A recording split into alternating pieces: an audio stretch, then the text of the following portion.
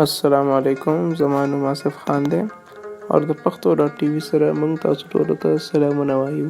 په ننني خبرونو کې د ډنمارک پرایم منسټر میټ فریډریکسن د جمعرات په ورځ باندې په ژړا شوله. د دې ژړا نتیجه دا وه چې کله یو منک فارمر ته لاړه نو چې ښکر وکتل چې ښه څونه نقصان شوی دی د حکومت په لاسه، نو په ژړا شوله.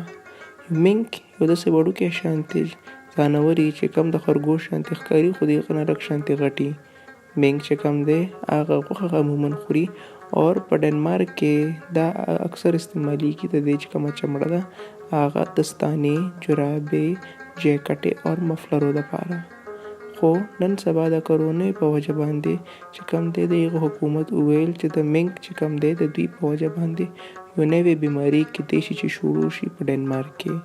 په دوی وجه باندې چې کوم د ډنمارک پرایم منسټر ده د یو آرډر جاري کړلو. د آرډر په مطابق باندې 17 میلیون منک چې کوم دي چې کوم په دې ملک کې موجود دي به مړ کیږي، کټکۍ به چې کله د ډنمارک وزیر اعظم یو فارم ته لاړه چې دلته دا ځناوران اکثر اوسي.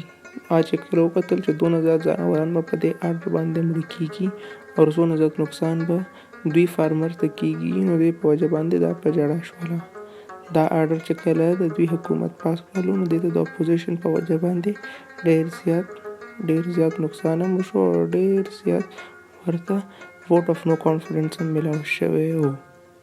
د دې نه علاوه دا آرډر ځکه جاري شولو ځکه چې په ډنمارک کې اتھارټیز وویل که موږ دا کنټرول اوس نکو نو کیدای شي که د کووډ-19 ویکسین میلاو هم شي نو بیا د منک په وجه باندې چې کومه بیماري به جوړیږي د هغه ویکسین بیا جوړیږي هم نه په روان وختونو کې، او کیدای شي چې کوم د کووډ ویکسین دی د هغه سره چې کومه دا نوې بیماري جوړه شي نو بیا به ویکسین کار هم نه کوي.